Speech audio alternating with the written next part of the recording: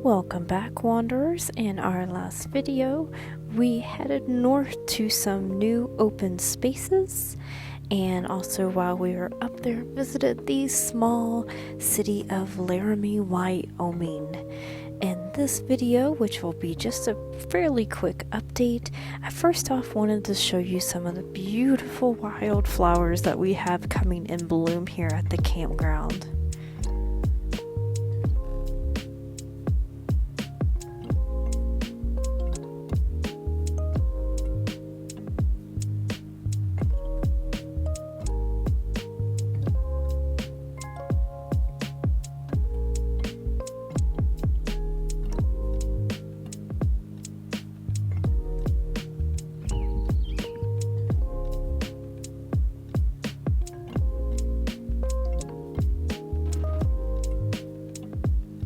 We are now in the start of July, which brings on the monsoon season for this area, but also brings on beautiful rainbows in the afternoon. One of our small day trips was actually out towards a popular place called Dead Man's Road. This is a road that has a ton of free dispersed camping in the national forest, and the views, as you will see here shortly, are short of breathtaking.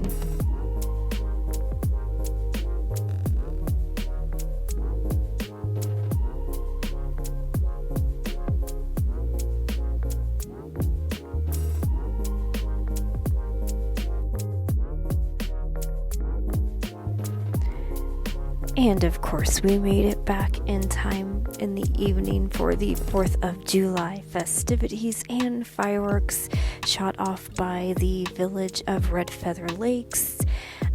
They take their fireworks display very seriously here, and it's not something that always happens every year, unfortunately, because of the dry and arid climate up here. Sometimes they have had to cancel these, but I am so glad that we had the opportunity to sit at our campground and watch these from a distance. They were absolutely amazing and definitely did not disappoint. Something else kind of very unique and interesting that we got to experience is with all of the surrounding mountainsides near us. When we would hear the initial booms, you would soon then hear the following echoes all across the valley. Something very unique in its own regard to this firework display.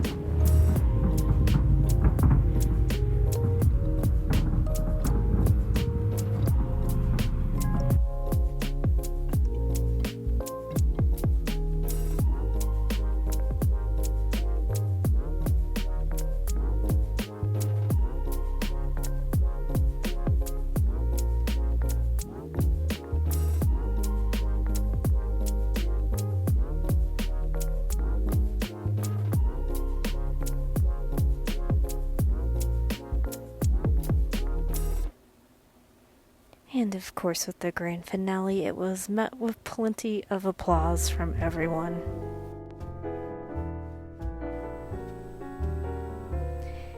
And just a few days later, I decided to treat myself with a small trip just to the south of us down to Blackhawk. This is us actually coming down into Denver, which we had to pass in order to get over towards our destination. But as you can see, we're going back up into the mountains, into the tiny small mining towns of Blackhawk and Central City, Colorado. These cities were originally mining cities that eventually kind of went bust, but now fairly recently ago, some casinos came in and really revitalized the area, brought a bunch of resorts in, and a lot of money and a lot of hard work, which really brought another boom to these tiny little mining towns that otherwise would have just been lone ghost towns from the past.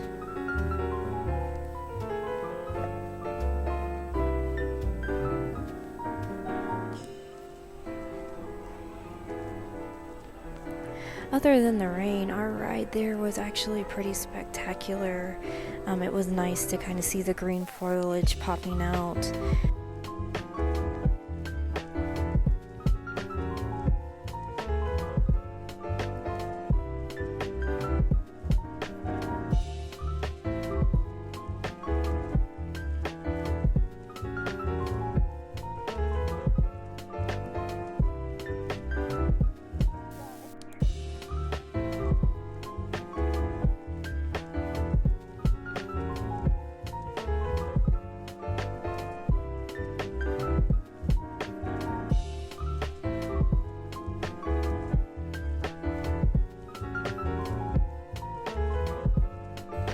Something you might notice too is there's a lot of chains on the rocks. In fact, we did come across a couple instances where there were some smaller fractured rocks out on the roadway actually, so where there had been recent falls. So something a little intimidating, but thankfully no falling rocks hit us on our journey up.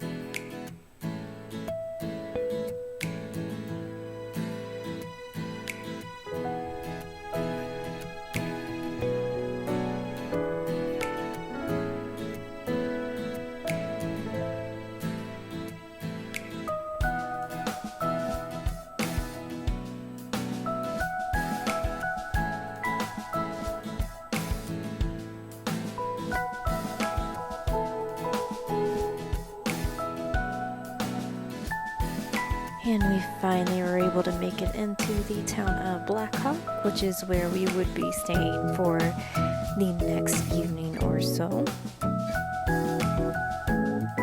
You'll see just how massive these casino resorts are, and it's absolutely not what you're expecting to come into winding through those mountains.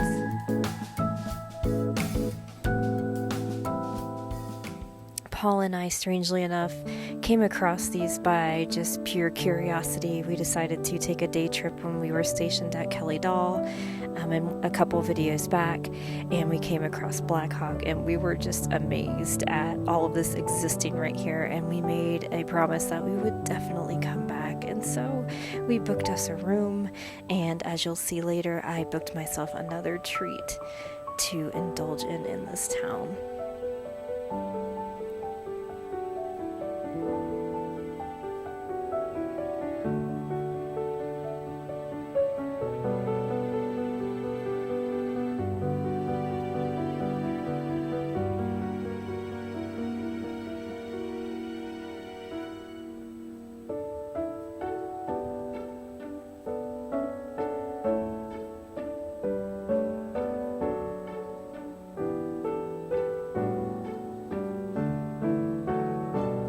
Something kind of cool about Blackhawk is they have their own little tramway or shuttle system that'll take you to all of the casinos and local viewpoints in the area, and it is free.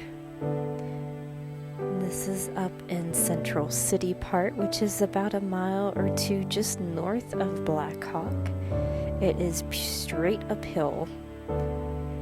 While we were there, we decided to stop at this little brew pub place that made their own pizza. They also obviously did their own brewing here, and they also made their own cream sodas and root beers too.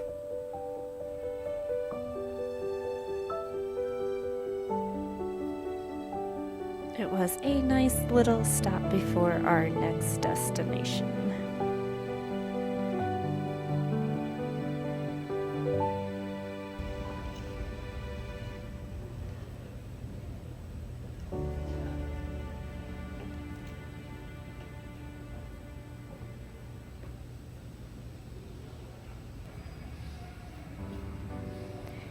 We decided to rest our feet from walking around in these private little gardens that was right next to the opera house that we were going to be going into.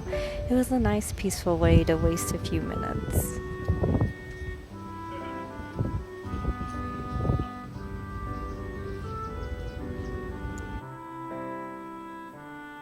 This opera house was actually built in the 1800s, in the late 1800s. It shut down for a short period and then was revitalized in the 1930s again, and it is still active as of today. They were going on their 90th year, which is really amazing for a tiny little opera house, but they took such great care of it, and you can really tell the details were amazing. After the show, we were followed by more rain. So Paul and I ducked into a casino and won some money, and then we decided to trek on back down the hill.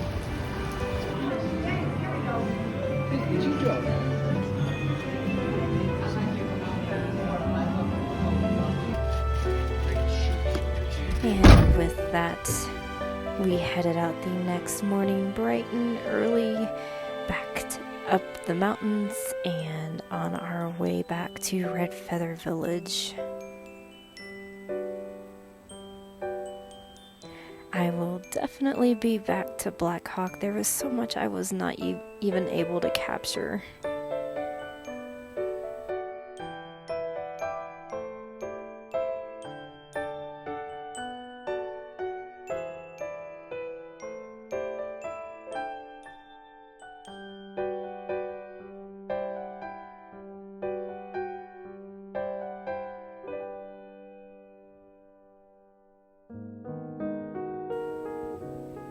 And eventually we made it back to our home base at Westlake Campground.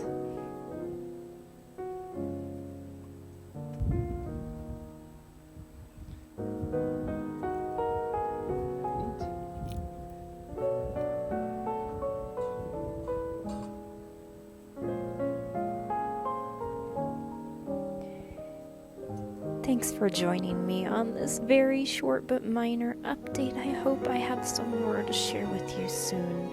But in the meantime, thanks for watching. Take care, my friends.